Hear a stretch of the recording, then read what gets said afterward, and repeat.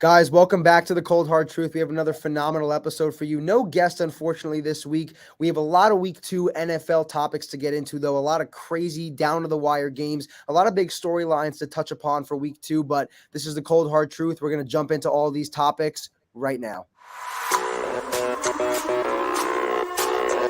Are you crazy?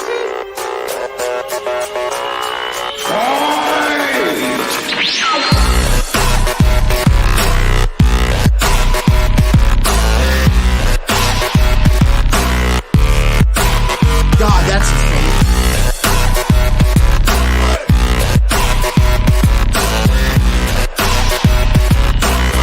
Buddy, what are you doing?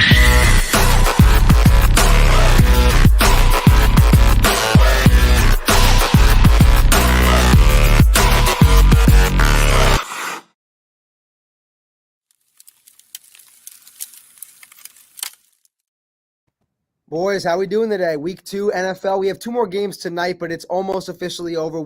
2 weeks in the season complete. How you guys doing today? I feel great. How does everybody else feel today? Corey, Undefeated. All of our teams won a football game yesterday. The Giants, baby. Let's go. Let's go New York football. Can we address something? The fact that Conor's team in here, the Giants, is the only undefeated team out of all of ours. Thank you all very much. Nuts to me. Let's go. I'm a Giants fan this year. I'm not going to lie. Thank you, Peyton. Thank you. You're welcome. I mean, I love – look at Daniel. Look at Daniel go. He did so Looks well. good. So, Listen, a lot of after they completions. beat the Patriots twice in the Super Bowl, I'm surprised you haven't already shifted over. But anyway, I had to take a shot at you. Come on, man. Anyway, Now he's mad. I had to take a shot. What but about you the other 7 of them? Facts. Well, I'm not mad. I'm not listen, mad. I'm not 6, worried. Not 7, 6. You know, I'm not worried. You bum. What are you talking about? You're not worried. That's right. All right. That's right. We're going to jump into the first topic of the day. We're going to go over a few specific games from the weekend. And the first game I want to jump into, the Dolphins and the Ravens. What a contest that game was. I mean, the Dolphins were down, 35 to 14 at one point, end up winning the game 42-38. Peyton, your overall thoughts on that game? Tua threw a career-high 6 touchdown passes. That connection between him and Tyreek was going gangbusters in the second half. What were your thoughts on that game? The connection between the safeties and the DBs was very poor. I will say that. The Ravens were very depleted at the defensive back position, and it definitely showed with Waddle and Tyreek both going for 11 catches, almost both over 150 yards and 2 scores. It was 170 both for both. Yeah, that was I mean, Lamar played out of his mind though. I love how Lamar is playing. He is throwing the ball extremely well. I think he's silencing everybody that said he didn't deserve a contract before the season. I was shocked by Tua's performance. I'm not gonna lie. People have a lot to say about the DBs, like I just said about the Ravens, but even with the depleted, safeties and the DBs, he still played a hell of a game. He was throwing the ball everywhere, over 450 yards passing. So you can't say enough about it. Tua looks fantastic. He leads the league in passing yards right now. It's 739 through. I mean, listen, it's only 2 weeks in the NFL season, but to mention this, I'll shout out Jacob's quarterback too. The top 3 right now, I forget the exact numbers of the other 2, but in order right now, at number 1 is Tua Tagovailoa. At number 2, I believe, is Carson Wentz, and number 3 is Joe Flacco from the New York Jets. He leads the league in passing at number 3. Jacob, you think you would have won? Proudly, kids. Jacob, you think you would have won that game with Mike White? Probably. Do you want Mike White to start next week? Yes or no? Probably not. Fucking asshole. Fuck you. He's happy with Flacco at starting QB now. But Jacob, what were your thoughts on the Dolphins-Ravens game? I mean, Tua's performance, he went out of his mind. What were your thoughts on that? Well, first off, if the Dolphins are going to win a game in that fashion, then they're going to win a lot of games because their defense is not commonly going to give up that many points. And if Tua's going to play that way, which, something I think we were all unsure about, I don't think any of us were surefire Tua's going to be great. But if he is, they're no doubt playoff team because honestly, I don't want to say a full-on question mark, but he's still the biggest question mark on that team, just based on the fact that I think the rest, aside from running back, maybe they have a couple mid-level guys in there, but I think all other areas of their team are more or less pretty set. So if he's going to play well, they're going to be a real good team. And overall in the game, Tino, I know you were mentioning, was it a bigger, collapse by the Ravens or amazing comeback by the Dolphins? Personally, something like in the Jet game and what happened to the Browns has like a lot of luck to do with it, of course, with the onside kick and whatnot, at least to an extent. For the Ravens' sake, to give up that many touchdowns in less than a quarter, that's not luck. That's really bad. It is, but half of the Browns secondary wasn't hurt in the second half. Well, no, You know but what I dude, mean? what do you mean? Listen. Marcus Peters I believe, was still in there. Kyle Hamilton was still there. Marcus Williams was still there. They had Were they? yes. I don't think so. I don't think so. They lost one guy who wasn't even one of their main starters. They had their main guys in there. They just had miscommunications. Tyreek and Waddle were just burning them. That was just the simple fact of the matter. But Conor, what were your thoughts on the game? Because that was probably the craziest game of the weekend in the season so far. Maybe yeah. I mean, if this is Tua's sort of like question mark segment of his season, just imagine how good it'll be when he finally gets, like rapport with everybody on this team. And especially for the Dolphins receiving core, this is best case scenario. You got Tyreek Hill going off, Jalen Waddle going insane in year 2, really progressing nicely. Just a really nice start to the year for the Dolphins, and obviously a huge comeback win. I was going to say, too, because the thing with Jalen Waddle, people forget last year he broke the rookie record for the most catches in a single season as a rookie. So he was already a pretty good receiver last year. And the specific stats of both Tyreek and Waddle, I'll give them from, this weekend. Tyreek had 11 catches for 190 yards and 2 touchdowns. Waddle, 11 catches as well, 171 yards and 2 touchdowns, including the game-winning touchdown pass that Tua threw over the middle to him in the end zone. They just went off. And honestly, Jacob, you mentioned the running backs. Raheem Mostert, who they got from San Fran, and Chase Edmonds, both of those guys are very serviceable running backs. And we've kind of learned throughout watching, as much as all 4 of us have watched football for as long as we have, we know that when it comes to having success in the playoffs and winning a Super Bowl, you do not necessarily – obviously it helps. But I think we can all agree, if we look at like past Super Bowl winners, you don't need a guy that's at the level of a Derrick Henry or a McCaffrey or a no, you don't need a bell. You don't need a bell cow. Yeah, you don't. You can have a committee. You look at some of the teams that have won. Giants had Ahmad Bradshaw, Patriots. LeGarrette Blount, who was a good playoff performer, but never a top 10 running back. When James White scored the game-winning touchdown. Yeah, against James Atlanta. White for the Patriots. The amount of no team that wins ever has that dominant of a running back. The Broncos had like C.J. Anderson or something. Yes. It was never that they had this dominant running back. So the Dolphins, if Tua continues to perform the way that he is, again, he threw 2 interceptions in that game. One of them was just a phenomenal play by Marcus Williams to pick it off of the leg of the Dolphins receiver. So that really wasn't even on Tua. To throw 6 touchdown passes in a game where you basically were down and out, and I was assuming the Ravens were just going to run away with it the same way they had done a couple of years ago when they beat them like 56-14. Remember in that week 1 opener, the Ravens just throttled them. I was expecting the same kind of outcome, but Tua proved me wrong. And if we see more of this from the Dolphins, I'm not going to say they're going to challenge the Bills in the division because I don't think that's the case, but they can definitely make noise in the playoffs. Maybe even make an AFC Championship game. Bro, if Tua can connect accurately with Tyreek Hill and Jalen Waddle. Oh yeah. The reason Waddle broke the record for receptions as a rookie is because when he touched, every touch he got was worth it. He makes the most out of every single grab that he makes. Same with Hill. So if he can just connect with those guys, I don't care if it's a slant, comeback, deep route, anywhere. If he continues to connect with them on a high level, like again, 11 targets, 8 receptions, 12 targets, 9 receptions type of numbers, they are going to be extremely scary because that defense is good, that offensive line is good, and Edmonds and Mostert can both make plays. And just like you said, you don't need a bell cow, you need a good committee to win a Super Bowl. I was gonna say, imagine if the Dolphins get like a little bit of a run game going. Think about how explosive the pass game is going to be then. It's going to be insane because then the play action game factors into it as well. And already when Tyreek and Waddle are beating defenders down the field, you put play action and get that involved, it's over. But we're going to move on from this game. Jacob Jarrett, your New York Jets, they scored 2 touchdowns in a minute and a half after the 2-minute warning in the fourth quarter. I'm giving you the floor. Talk about your New York Jets. How did they pull this one off? Jay! No, I'm just kidding. I hate you. I turned the game off, as did many. Fair weather fan. Fair weather fan, as they say. 30-17. Oh, my God. The Dolphins were down. Do you think Dolphins? Yeah, I know the Dolphins fans were not turning off the TV. The Jets were down with like 3 minutes left. It was a little bit different. That was the first time in that amount of games. I'm sorry, with that amount of time left that a team came back from that deficit in 2,230 games. Yeah. Which is good for since 2001. Nice stat. So Now you know why I turned it off. No, but all seriousness, Garrett Wilson, Oh, he was phenomenal. Sauce Gardner. See you later. He What do did you mean? get He hurt played though. after he came back and played. Yeah, no, Did he really? did. He did. played Him the and footwork. Garrett Wilson both. Whatever. He's whatever. They Yeah. both got hurt, and they Yeah. both came back and made plays after getting hurt. But look, truth about the New York Jets, you're playing the Browns, not the best opponent. You know, I don't think the win should make people have any type of different thoughts about their overall season.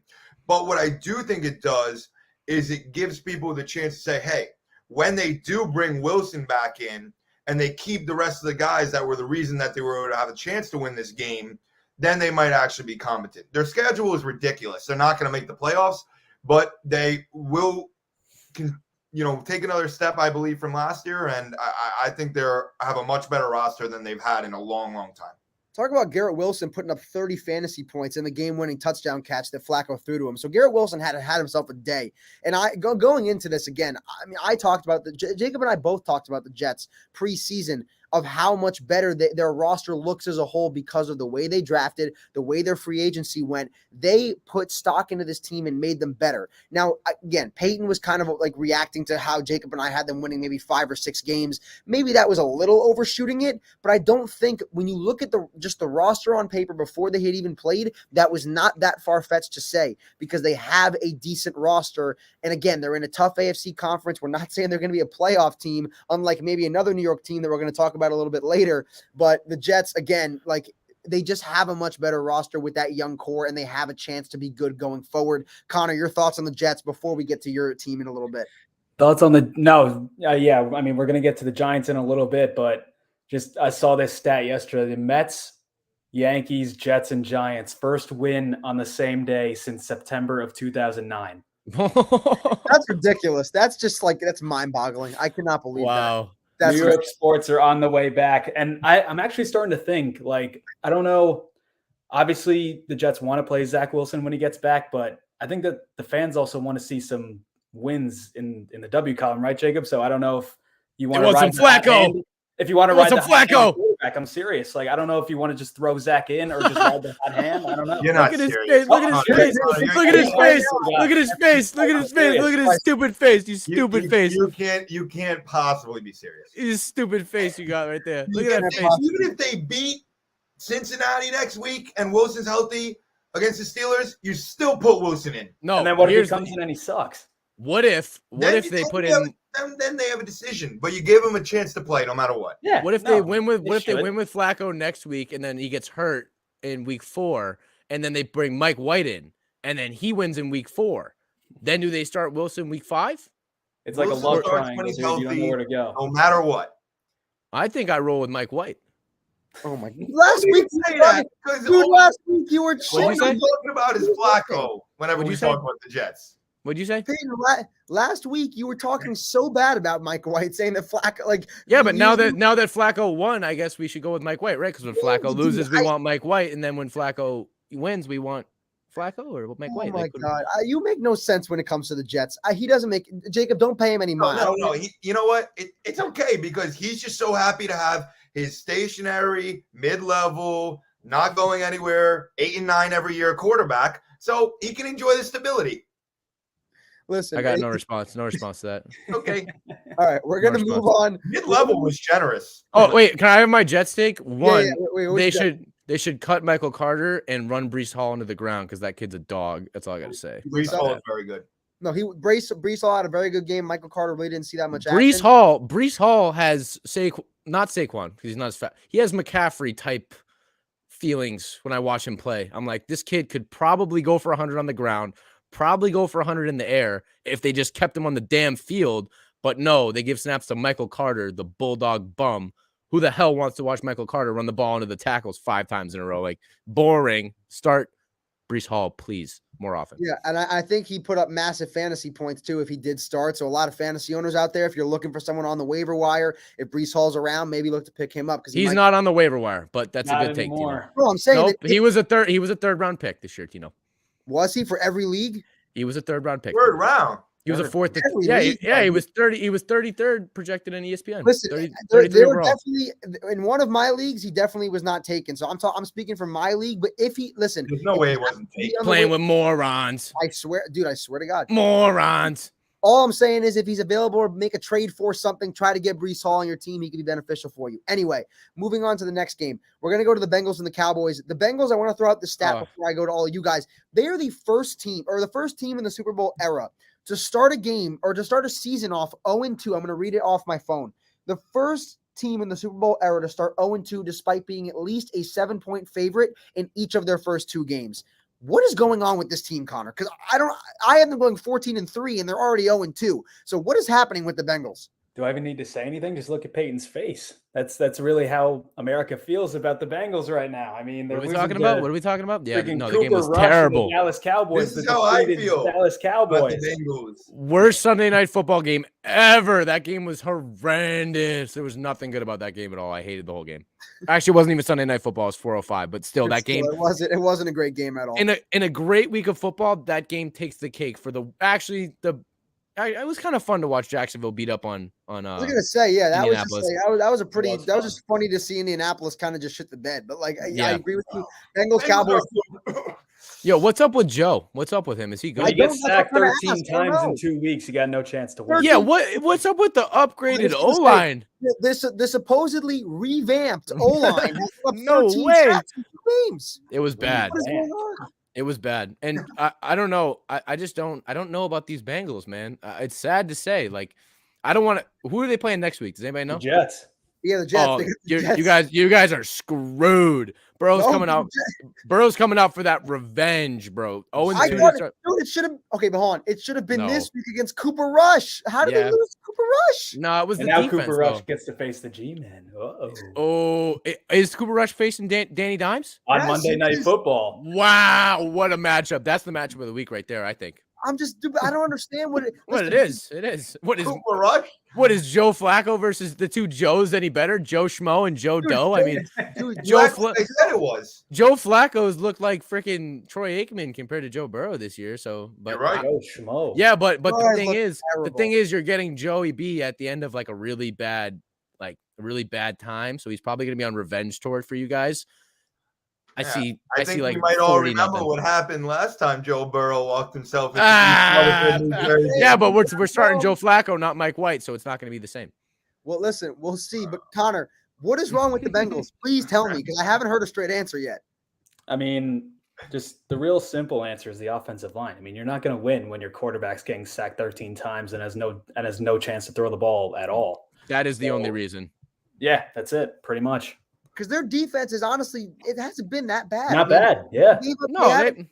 They haven't been terrible. They forced a few turnovers. Like the D line has been forcing a few fumbles. Like they haven't been terrible, and they weren't like phenomenal last year. The whole draw to this team is the offense, and the offense is absolutely dog water. They can't do anything. Well, they have film on Chase now, and he's had an impact still. Like obviously, First game he was great. Second game, man coverage 1-on-1. Jamar Chase is that guy. Don't get me wrong, but you can zone scheme around him if your defense is good enough. And I'm not saying the Cowboys defense is gross, but they played him pretty well.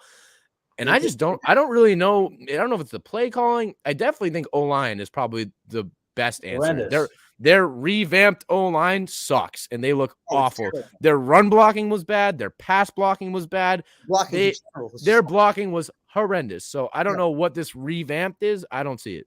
Maybe it's because I'll throw this out there as devil's advocate. It could be because they need time in the beginning of the year to kind of gel because they have a new center, a new guard, a new tackle, and Lyle. Like they might need time to gel together, but it shouldn't be to the point where guys that are this talented, a guy like Alex Kappa, who was in Tampa, was a great guard for Brady. A guy like Ted Krass, who was in New England as a center. A guy like Lyle Collins, who was a part of that phenomenal Cowboys O-line. Guys like that should not come in and then you somehow let up 13. Like, I'm pretty sure this is around the same number of sacks they've let up in the first 2 games this year comparatively to last season, if not more. I have a question. They look worse. What's the Bengals record going to be in the next 10 games? I had them going 14-3, which is basically out the window now. That's done. Yeah, that's it's done. They already lost 2 games. I mean, but next 10 games, what do you think? I mean, I'll pull up their 4 and schedule. 6. It's a tough. No, I got to pull up their schedule though, because depending on who they're Name playing, the matchups. yeah, real I'll name quick. the matchups real quick. But again, Jacob, if you have thoughts on the game and Cooper Rush's performance, anything you want to say about it, but I'll look up the schedule right now so we can go over it. Yeah, I mean, I think that the Cowboys probably that was awfully rude. I'm sorry. I think the Cowboys defense doesn't get enough credit, as I said before the year. I think they have a hell of a defense.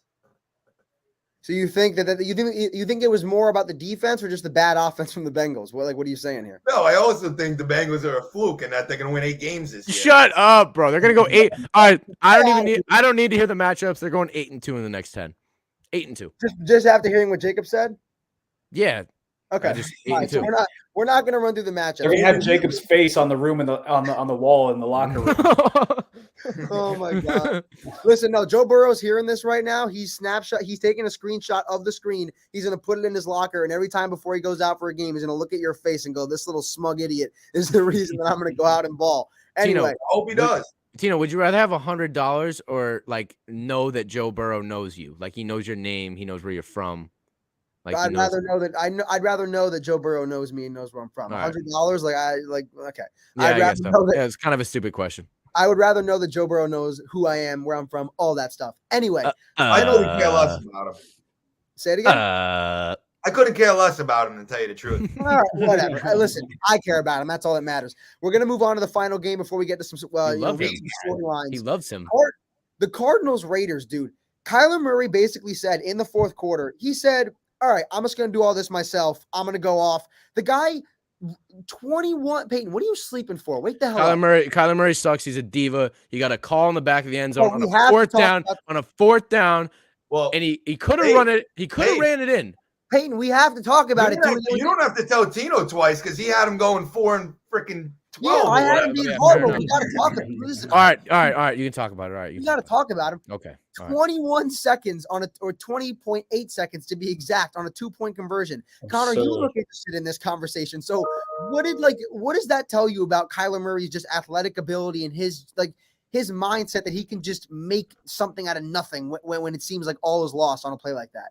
Honestly, looked like a freaking video game. Honestly, Facts. like I thought that someone was holding down sprint, just running wherever they want to go, and then he just ends up in the end zone after like 30 seconds. It was crazy to watch. Yeah, I just can't believe it. Like, I mean, he just because even Lamar Jackson, like, yes, he makes crazy plays, but like Tino, don't. What? Don't what? Just don't. Tino, it was don't. a 21-second play. Tino, don't. Just don't. Fine, I won't do it because Peyton's in a mood right now. No, Jake, just don't do it. It's not right. On Kyler's honest performance in the fourth quarter, what were your thoughts? They were down 23-7. He ends up they get them to come back. They win the game in overtime. Reactions to his performance. I mean, it felt like the Raiders wanted to lose that game. Thank you. Exactly. It's honestly not that atypical of them to do that. We've seen it over the last few years. Then I feel like they lose more close games than anybody. They do, and I agree. He's right. He's so right. And that's honestly my biggest takeaway. Kyler played well in the second half, but I think a lot of teams could have profited from the chances that the Raiders gave them to continuously get back into the game. I completely agree. I could not agree more. I'm not going to lie. And again, the game-winning play, don't get me wrong, I agree with Conor. It looked like a video game. That crazy escape. I could not believe he got out of those tackles. But to get the flag on fourth down and to have 4 plays and then to use the next 3 where you could have run it in. He could have run it in the whole time, but he's like, I'm going to prove that I can throw this in the end zone. No, you can't. You're not accurate. Your completions aren't high. You don't throw a lot of touchdowns. Run the damn ball when you have the chance because you're Kyler Murray and you're faster than everybody else. Just run it in. Like, what's the point of throwing the ball 3 times when you're just throwing through the back of the end zone, throwing to safety's hands, throwing to somebody's back? It just looked like a joke to me. And he just pisses me off. He's the biggest diva in the league. I get he's talented, but in terms of pure performance and numbers, Lamar Jackson will always be 2 steps ahead of this guy. Always. Listen, you don't got to tell me twice. I rank Lamar Jackson ahead of him. I don't even think Kyler's a top 10 quarterback. I don't even think it's debatable.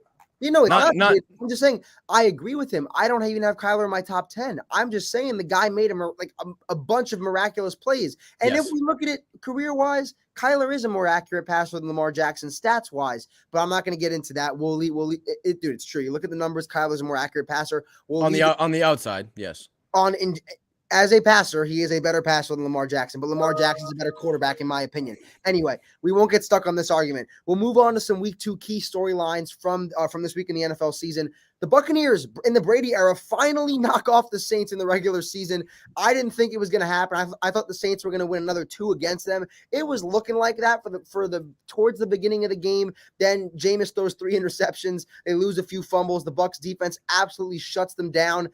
I mean, I have the Saints going 13-4. Maybe I'm a little bit dumb, but again, it's only one game. It's only one loss. I'm not going to back out on anything yet. Maybe, Only one loss, boys. Listen, It's we're not still going to back alive.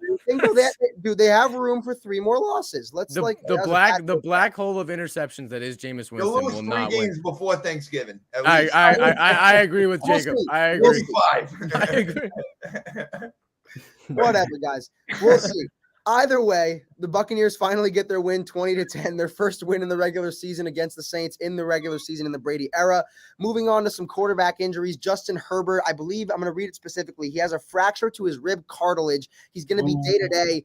I have him on fantasy. I'm really pissed about that. But My guy too, bro. Yo, that throw though when my he was God, hurt, dude, bro, that was a he was in dot. pain. That was a dot. He literally threw the ball on the ground the play before because he couldn't run. couldn't run. He couldn't. I don't even think he could throw. He was just like, I gotta get out of here. And then the couldn't. next play, And then he throws a freaking missile to the back of the end zone. that seam missile was so beautiful. It was like one of his prettiest throws. And I'm like, this guy is literally dying on the field right now. And he He's just like, threw he one of can't the breathe. prettiest balls of his career. The Chargers defense, scary, bro. Chargers Dude, I in general. see this coming in. They're gonna.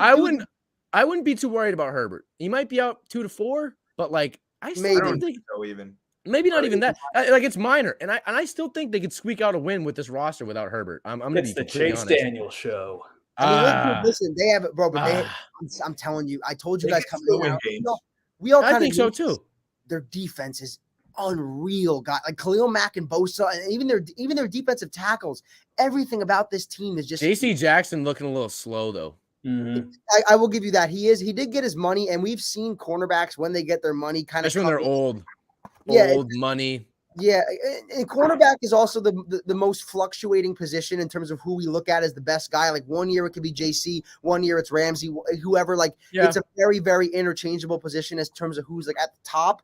He's starting off slow right now, but I don't see any reason why he couldn't pick it up going forward, if I'm being honest. But also the major injury, Trey Lance is done for the year. He broke his ankle in the game against the Seattle Seahawks. It sucks for Trey Lance, and I'm going to be honest. It honestly sucks for the 49ers front office too, because they were all in on this guy going into the season.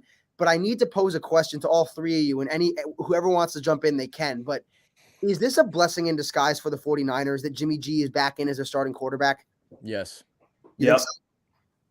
Because I personally do. I think that having Jimmy G back is, and listen, there's always been this kind of not unexplainable, but this phenomenon where it's like the 49ers, they, even with Jimmy G in, they still focus on the run game. They still focus on their defense. But for some reason, when another quarterback is in for the 49ers, they don't win football games. When Jimmy G is in at the quarterback position, they win a lot of damn football games. So having him in there, in my opinion, it's really, you have a silver lining here with the Trey Lance injury. Because you restructured his contract. You have him back. It's the same reason why if you put a passer in the Ravens offense, they wouldn't win games.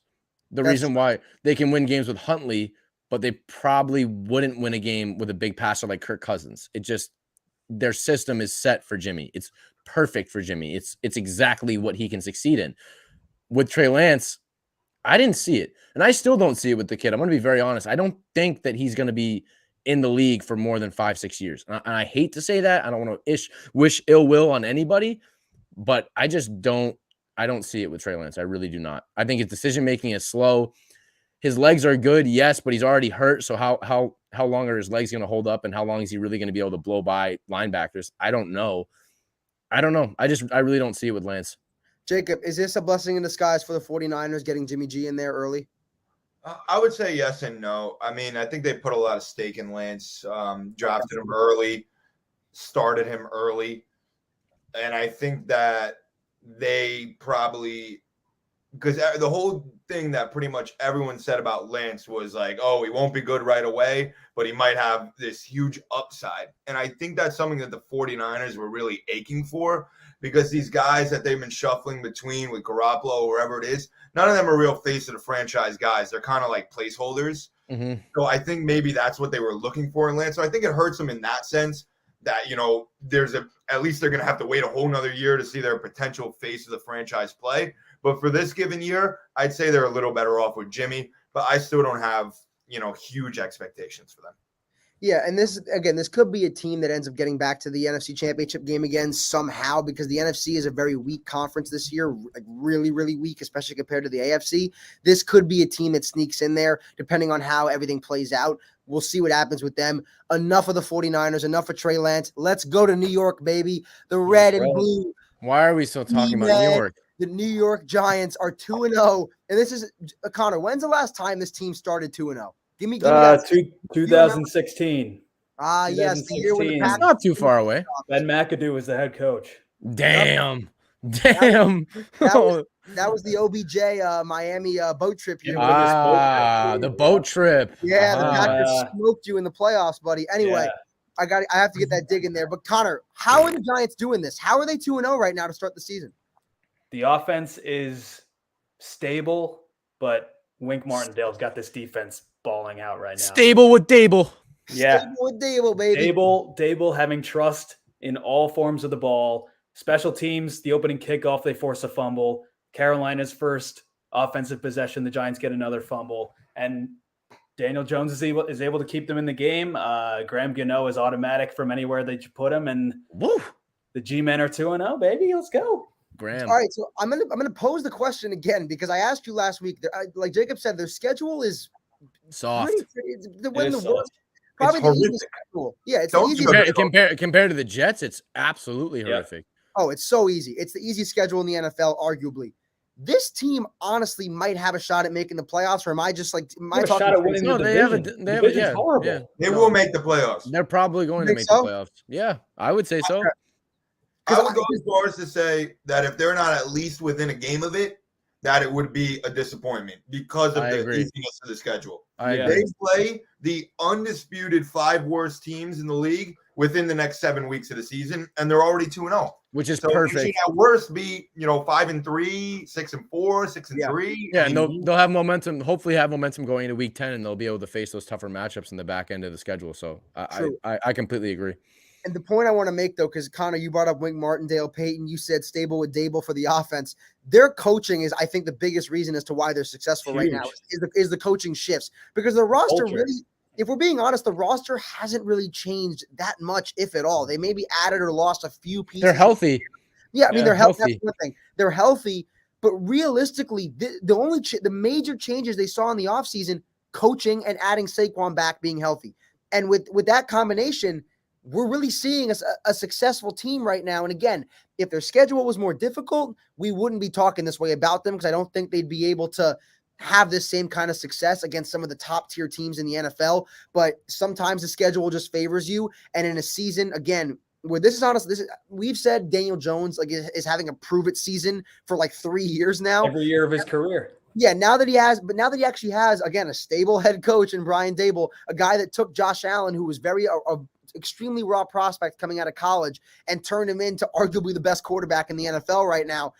Having him with Daniel Jones, it is pretty beneficial. And also, I love how they're utilizing Kadarius Toney in the run game. I'm happy he's getting a few touches here and there, getting the football put in his hands. I do need to say, though, he needs to get more snaps, because he played like 7 total snaps. Yeah, I don't understand why they're not giving him snaps. I was going to ask Conor about that. Why is he not on the field? I don't understand. Well, the Saquon didn't run the ball very well either last week, honestly. Yeah, I mean, he didn't. And, you can also say the same about Kenny Galladay. He played like 2 snaps yesterday. Kenny Galladay is really bad at football. I just don't think he fits into what Dable's trying to do with this offense. So, they put in Richie James. Have any of you guys heard of Richie James before? I think I've maybe heard of him. I've heard the name, but I don't know who he is. The Giants' leading receiver through 2 weeks. That's he's this year's Darius Slayton. Yeah. So that makes sense. But the thing is, Connor, because I understand Kenny Golladay because he wasn't even utilized that much last year, Yeah. even though, again, I put that more on the terrible offensive coordinator and just the stupid system they were playing. But Kadarius Toney, when he gets the ball in his hands, he's a playmaker. Like Peyton said this last season, you give the guy the ball, he's electric. He can make guys miss. He's shifty as hell. He's a good slot receiver. He should be on the field more. That I feel like that would fit perfectly with what Dable wants to do. I No? Yeah, agree. you know, the only reason I think that he's probably not is that he's not fully healthy. I That think could he be, had- Either that Yeah. or he's just easing him on because they're still winning games. What Dable's doing is managing games right now, getting wins in tough situations, and Yeah. also not over snapping his players too early. Like I don't even mind if Tony's not on the field much the next 4 weeks. Week 6 and on, I guarantee you Tony's has going to to be be. seeing 80 to set. Yeah, and that's how it Yeah. should be because again, it's all about catching momentum for me, especially for a team like this. And this next 7 weeks, Pox talked about their schedule is cake. So what's the point of tiring your best players out? You're probably going to come out over 500 anyway at that point. Can I just bring up something? I don't want to talk about the Patriots. Is Najee Harris bad at football, or is somebody tell me? Did anybody watch the game? I didn't really watch it that much, Jacob. If you want to go, Yeah, I mean, I saw Red Zone, but I was wondering about because I was playing against him in fantasy, and I think he only had a few points. He's bad. I mean, his rookie year, he averaged 2.9 yards per carry, which is horrendous. The only thing that really kept him relevant in terms of fantasy football was his usage. He the outsnapped amount of yards he had to PPR. Not even that. Well, 1,200 yards, but it's because he had 307 total touches on the year, which is insanely high. Yeah. I don't know about Najee Harris. I don't know about Kyle Pitts. I don't know. Yeah, like they don't use him. I want to talk about this. I really think there's something inherently wrong with saying, all right, Kyle Pitts, you're our best guy. Go out and beat Marshawn Lattimore 1v1 in coverage. All right, Kyle Pitts, you're our best guy. Go out and beat Jalen Ramsey one-on-one in coverage. I look at a guy like Justin Jefferson. I think more than half of his catches week 1, which he went absolutely crazy, were against linebackers and safeties. He rarely ever matched up against, like, Minnesota does a great job. He cooked Jair Alexander at least a few times, but continue. Fair enough. But Minnesota does a great job of finding spots to put him in and motioning him across the line to get good matchups. Atlanta needs to figure out how to get Kyle Pitts open because this guy, again, was the best tight end prospect probably in NFL history coming out of college. And they just don't know how to use him. And I don't know if it's him and Mariota. I don't know. They stayed in the game with the Rams. If they got Pitts in the end zone once, it would have been a tie game. On the other hand, Drake London, my offensive rookie of the year pick, looks good. hello, that kid can ball. He is extremely athletic, big, tall, fast receiver. Isn't afraid of anybody, especially not Jalen Ramsey, apparently. But I just had to bring it up. I don't know what's going on with Pitts. I don't know what's going on with Atlanta, but they need to figure out how to get him better matchups in the slot, better matchups outside, better matchups in general to get the ball in his hands. Peyton, I'll tell you this before Jacob and Connor, you can jump in after me, but I'll tell you this real quick. I saw something on Instagram talking about the Falcons. It was one of the head coaches, Arthur GM, Smith or whatever. Yeah, it was whoever it was. Yeah. Somebody did. I'm paraphrasing what they said, but it was because fantasy owners are complaining about the fact that Kyle Pitts has had like 2 catches and 19 yards in the first 2 weeks, like, in each game. And they're saying, oh, we're not playing for fantasy. We're playing to win games.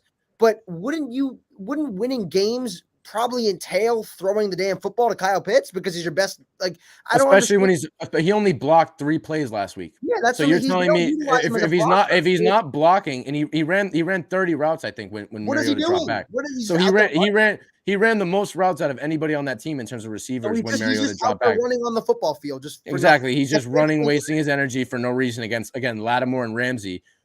I think the play calling is archaic. They still look like a decent team somehow. I don't know if they just want to get London the ball. I don't know if Mariota and London have a better connection than Pitts and Mariota do. But, man, it's just confusing me with Pitts. I don't know what it is. He wasn't that much last year either. I mean, he was utilized, but not as much as we expected, right? Yeah, not necessarily. No, he was targeted. He had 1,000 yards, which is a lot for a tight end. He Red wasn't zone. targeted in the red zone. Yeah, he only had That's one what it was, touchdown. yeah. But, I mean, Julio Jones is the same type of guy. There were seasons with Matt Ryan where Julio Jones had over 1,500 yards and less than 5 touchdowns just because he wasn't targeted in the red zone. But, again, I just wanted to bring up those 2 points. I was confused, but whatever. Yeah, Jacob, your thoughts? I'm curious, Jacob and Connor, whoever wants to go first, but, like, should Kyle Pitts, like, be utilized more, or what is the situation going on over there? What do you guys see? Jacob. Yeah, I mean, I think Pitts is like, his best attribute, compared position-wise to the rest of the guys who play his position is his athleticism. So that should make it that should be kind of like the easiest thing to lay down framework to create space for him. And I agree with what Payne said in terms of Jefferson. I've always thought, and you see with the Jets with Elijah Moore, who they are struggling to kind of get involved too, is that his best plays last year came, even if he's the wide receiver one, clear best receiver, put him in the slot. Exactly. Put him in the Matchups. slot and then have him make the move. Yeah. I mean, that's what they were doing with Wilson, and that's why he had 100 yards. That's why London played well. Is exactly what he's saying. They treat Pitts like he's a number one receiver, and he just gets locked up every time. They put him in man. Why not try to call a play where he's lining up against a linebacker? If you have Pitts against an average linebacker, is killing him. Smoke him. Right. Smoking him. Look at Jefferson. Like, it doesn't make any sense to me. Half of it's scheme, because it's, again, 30 routes in the drop back. He's running routes. He's getting open. It's just the scheme, which it just confuses me. I just don't understand why they wouldn't try to find a better matchup for him when he is as athletic as he is. Because Peyton, you look at before we move on to the next topic I wanted to get to, the Packers with when they had Devontae Adams and the Rams with Cooper Kupp, they move those guys constantly and all the time. Vivid play I remember is in the divisional round against the Rams in 2020. The play on the goal line when they ran Adams across the field, got him away from Jalen. I can't get to him. And they made Ramsey run across the field. That's called moving your guys, getting them into open space, getting them opportunities. They don't do it with Kyle Pitts. And I don't, again, none of us really know why. I hope they do, or I'd love to see Pitts go to a different situation because I want to see the guy utilized because he's so talented. And also for fantasy owners, because they keep bitching about the fact that Pitts gets no touches. So I want to just see him utilized and see what he can actually do in a good offense. Anyway, moving on to the AFC South. What is happening with this Colts team starting 0-2 against two division rival, or sorry, no, not 0-2. 0-1. Tying with the Texans and then getting shut out by the Jaguars. What is happening with this team who a lot of people expected to be like dark horse Super Bowl contenders, like a 10-11 win team? What is happening right now? Pittman was out. I don't get it. Pittman was out. Alec Pierce was out. They didn't have any receivers. Yeah, but week one they had everybody and they were down 17-3. Well, here's what I have to say about the Texans. Davis Mills may be the best quarterback out of that draft class, and I don't care what anybody says to me right now. Davis Mills is a decent quarterback. Serious? I'm dead serious. Wow. Lance is done, right? I mean, Fields is decent. Over your own guy, Mac Jones. I think Max. I mean, I agree with Jake. It's Mac. Mac is basically Jimmy Garoppolo. Like that's Mac's ceiling is extremely low, especially with that offense. Like what Davis Mills is doing out there with Houston, staying in the game with the Broncos and tying the Colts. Yeah, that was. Come on now, you can't say the kid. It's not the. I mean, the Texans' defense is overperformed. Don't get me wrong. Yeah, but Davis Mills is a decent quarterback, and again, out of this draft class, I'd take him over Lance. I'd take him over Wilson. I'd probably take him over Fields. Lawrence and Mac, I guess, are questions. Lawrence is in a tough position, but Davis Mills, the guy that nobody ever talks about, I'm telling you, is a decent quarterback. I'm not saying he's not decent. I'm just saying best 2 years in, best guy. Listen, we have to wait and see. But Jacob, again, an 0-1-1 team. I was about to say 0-2 again. But a team that, again, brought Matt Ryan in. I know they had no receivers in week 2 against the Jaguars. So if you want to just scratch that.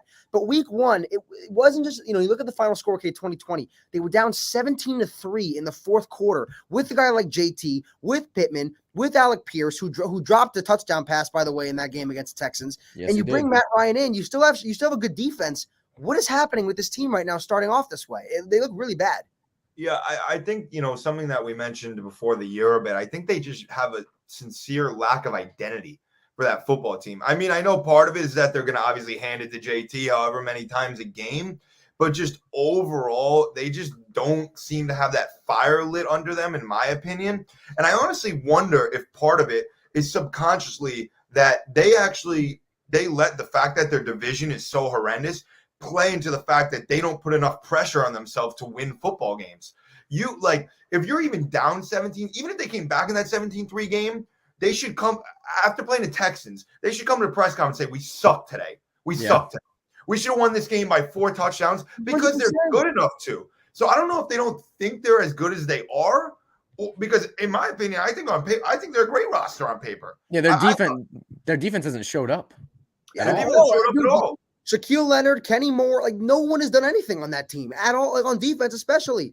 And it just, again, Connor, you can go in a second, but they were a team that I looked at and I was like, listen, they're going to win the division for sure. I mean, that's not even a guarantee. I mean, it's only 2 weeks. Not at all. That's definitely not a guarantee. It's not a guarantee at this point by any means. I think it is.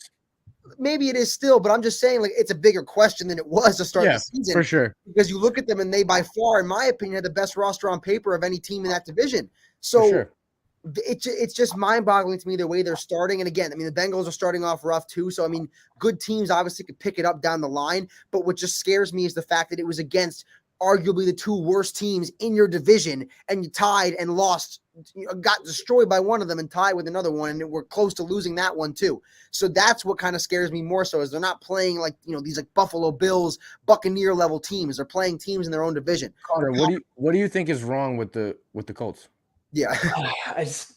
I think that Matt Ryan doesn't look like he knows how to read a defense anymore. I don't know if that's just me watching the game. Like, he just doesn't look comfortable like in this offense right now. I agree with this too. Like getting like adjusted, or I don't know. I agree with you, and I think it's what Jacob said. I think Matt Ryan doesn't have that fire when it's like he doesn't have that desperation to come prove. Like, he's not really proving anything right now. And I think along with their security being in the division they're at, I think the security of Jonathan Taylor being the best running back in the league at the moment kind of just gives Matt Ryan, like, he does, like in Atlanta, he had to throw the ball 40, 30 times a game. Yeah. In Indianapolis, it's kind of like, all right, JT's our technical identity, but when you're down that many points, you're not running the ball. You got to throw it. I think this week, it honestly was not having Pittman, not having Alec Pierce. I know Alec Pierce dropped the touchdown in week 1, but I think Michael Pittman's a true wide receiver 1, and I think Matt Ryan is going to depend on him heavily in the next 4 to 5 weeks going forward. I just know that he's not going to be able to succeed when Mo Alley Cox is out on the field. Mo Alley, my God, what a game by that man. Connor and Jacob know this. I am very high on Michael Pittman as for the trade I made in fantasy last week. So what'd you make? I got Pittman on my team. Would you make the trade? Right, so tell him, Tino. He looks really excited. Out here for the airwaves, because listen, you're probably going to make fun of me, but I'll explain just say myself. What you did, Tino. Please just say what you did. Whatever. I traded David Montgomery, Marquez Valdez-Scantling, and Deebo Samuel for Michael Pittman, A.J. Dillon, and Tony Pollard. I like that. You don't like that trade? They think I totally blew my team up. I'm like, dude, what are you talking about? Wait, so you traded Deebo who and who? Montgomery? I traded Deebo, who's my wide receiver 2, for Michael Pittman for a wide receiver. Who's your 1? Justin Jefferson. Oh, okay. You're chilling. Yeah, you're fine. And I have A.J. Brown at my flex. But Michael, your team's dirty. Tino, I have AJ Dillon got a bulk of I have Pittman and AJ Brown on my team, Tino. I know. Tino, I have Pittman and AJ too. Peyton, is Michael Pittman better than Deebo Samuel? In real life, no. Wise this year, so far he has been. In Tino, what's it been, 2 weeks? Tino, chill. In real life, no, not even close. In fantasy this year, with Matt Ryan under center, who typically heavily favors his wide receiver 1. Bro, it's been 2 weeks. In a PPR league, when catches are worth 1 point and Deebo is not catching the ball as much, he's running more. I think with Jimmy back, it's close, because now we're probably going to get Deebo of last year, who gets 9 to 10 touches on the ground and 5 to 6 catches through the air. I still like Pittman more this year. I think I just like him more. Deebo got his bag. Deebo's getting old. He's not old technically, but I just think Pittman's due for the breakout. It's his 3rd year. Wide receivers usually break out in their 3rd year. There's nobody else to throw to on the Colts besides Alec Pierce and Mo Alley Cox. And on San Fran, you still have Ayuk, you still have Kittle. That's what I'm saying. I also want to specify too, I traded Montgomery as Montgomery is my RB2. I traded him away to get A.J. Dillon as my RB2. Now, I don't like that. I love that. He's a backup running back. He's not a backup. It's a split committee. Look at the touches. Bro, I watched that Packers game. No, okay, Aaron Jones. Yeah, I know. Aaron Jones got the ball. Listen. I had Aaron Jones in my other league, so I wasn't super mad about it because he gave me 32 damn points. Damn. I was happy about it. It's in my other league when I'm about to be 2-0 in that one, and I still could win tonight because I have Jefferson, Goddard, and A.J. Brown all going tonight. And how many are you down by? I'm down by like about 40 points, but Jefferson. You're gonna win. Jefferson can do 40 by himself. AJ is probably gonna get 30 by himself. Oh, by the way, AJ Brown for offensive player of the year this year. I think it's like Low, plus. dude, low It's- key. it's bro, like He my- played plus- 2 games yet. Jacob, what Jacob, are we odds are talking looking about? insane on AJ Brown offensive Connor, player you of the can year. say the Just You same guys thing are for all out of your Debo. It's wits, only been 2 bro. games. Why? What do you mean? You think AJ Brown's gonna win They're 2 offensive games. player of the year? They haven't You- even played their second game. I will tell you right now, AJ Brown will have a better performance tonight than Justin Jefferson. 100%. No doubt in Dude, I my don't think mind. that, man. I mean, all right. No doubt. Listen, AJ Brown. hot, AJ Brown. hot take from Peyton. But there's one more thing or 2 more things I want to get to before we end the show off today. Russell Wilson, get out of here, Peyton. Russell Wilson, he's having a rough start in Denver. I mean, they're 1-1 so far this season, but in his first 2 starts, he's 43 of 73, 58% passing completion percentage, 2 touchdowns and 1 interception, and he just hasn't looked that great. You know, like all this stuff in the Boom. Broncos, Boom. let's ride, like all that stuff, and now we're in the situation where they don't look that. No, thank you. Yeah, what is Russ? Like? Let's Russ cook. Like, what is happening here? Nah, he's got no fire, no desperation. Same thing He's as not Matt cooking Ryan. at all. He's not. He's got to he's not- get adjusted. He's the He'll be opposite of fine. cooking, bro. Yeah, he's He's really in. not. I don't know Yeah, what's he's on simmer right now. Bruh. Yeah, what is the reasoning Dead for it? ass. Is it Nathaniel Hackett? Like, what's going on here? Nathaniel Hackett's He just Russ just Daniel already. Hackett's a fraud. Yeah, I agree with that. But, He's For Russ, real. really bad. Russ has nothing to That's nothing Tito's to coach of prove. the year, by the way. Coach of the Oh, year. was it? Oh no, it wasn't. Coach of the year. Oh no, he had Sirianni. He had Nick Sirianni, Sirianni from the Eagles, which might actually hit. Oh, Might That's a actually good hit. pick. That's a Yeah, good it's pick. a good. I might actually hit Mr. Eagles are going to be awful this year. Eagles look pretty good. Dude. Oh, Eagles look pretty good this year, buddy. Can they You guys play are 2 acting like games, it's week please? 16. Let the bro. Eagles play 2 games. What? The Eagles are nice, yo. Listen, Why don't we talk next week? Let them play a second game at least, dude. The I don't. Eagles- No, the the Jets Eagles are going kick to off lose. in so. 25 minutes. You're going to be eating your words in about 3 hours. We'll see what happens tonight.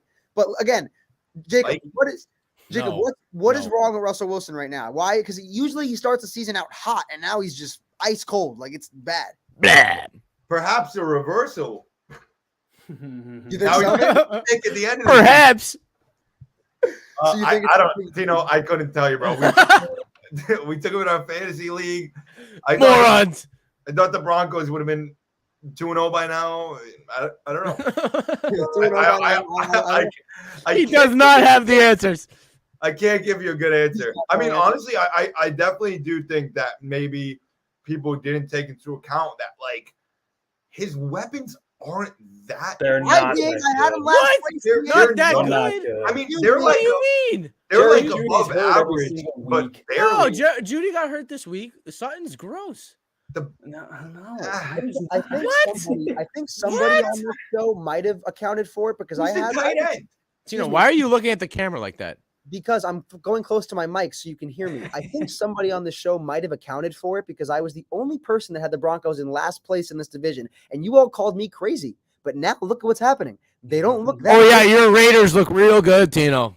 Oh yeah. dude. It's Oh yeah, Derek Carr. Oh yeah. Yeah, what'd you have them? 16-1? Yeah, right? Yeah, exactly. You bum. I don't want to hear it. 14-3 Bengals. They're always He's going to cry. God damn. And can you believe the Rams almost lost to the Falcons though? Like, dude, let's talk about. dude, that would have been their two losses that I had them having this year. Hey, for fantasy purposes, Tyler Higbee, Good second in targets on the I picked him Rams. up off the waiver wire. I One picked him game. up this week too, and I started him, and I was very Me happy too. about it. Me too. Tyler Higbee, low key looking. I mean, he had 11 targets game one, I think, and now he had 10 targets this week. So he's looking pretty good for fantasy purposes. I kind of like him deep late. But yeah, I don't know why I'm still talking.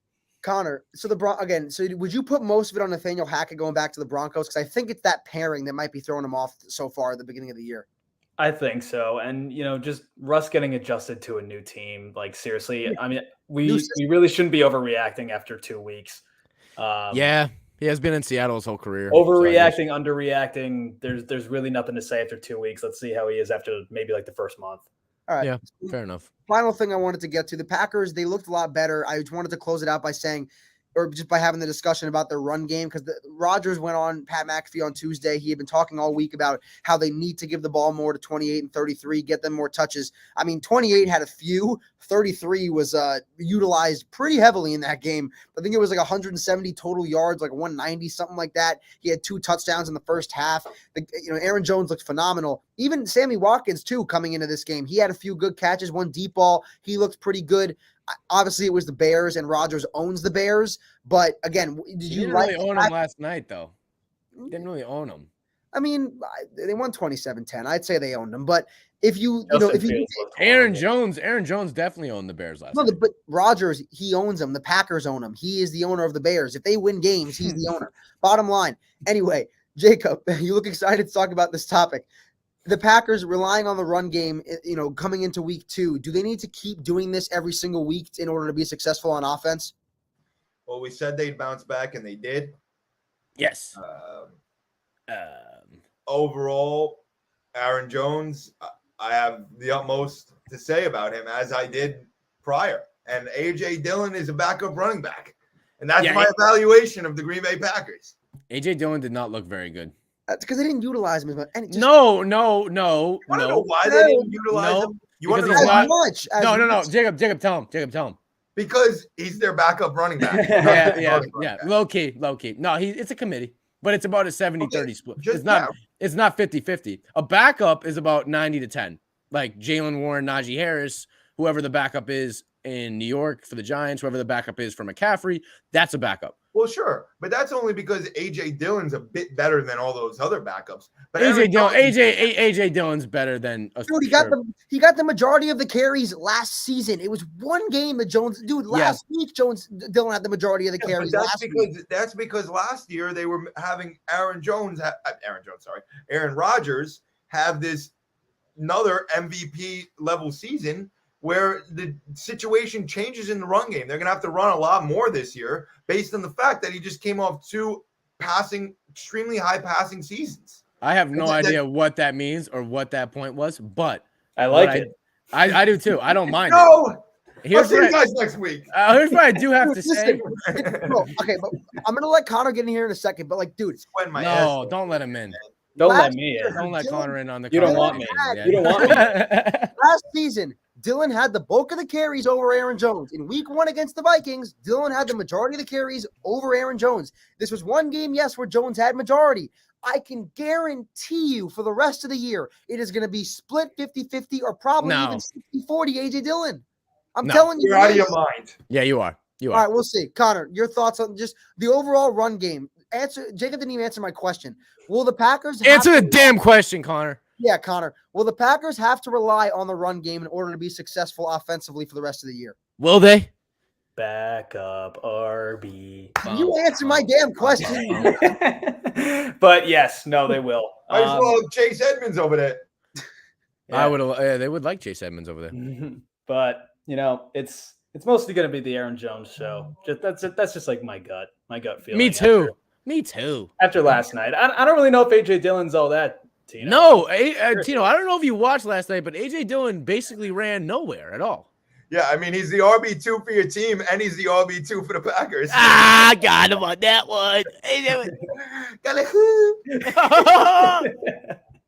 Sorry, Tino. The fact that you got Pittman, though, is all good. I wouldn't have gave up Montgomery. I because Montgomery, I had him last year. He was a bum. Anyway. He's consistent. Whatever. I am making the executive decision to end the abuse that I am receiving right now. We're going to wrap it up here. That was honestly, I had a lot of fun. That was a phenomenal show, boys. Thanks so much for we had this discussion. Thank you so much for everyone who tuned in to watch. We really appreciate it. Get your beans in. Put your bean in. Put your bean in. Go follow us on our socials. All of our social medias are down below in the description. Hey! On Twitter at TCHT_podcast1. Hey, I'm trying to close it out. Go follow us on Instagram at TCHT_podcast. Again, all of our personal social medias are down below in the description. Thank you so much for watching another great episode of The Cold Hard Truth. We'll see you guys next time for our week 3 reactions. I miss my friends.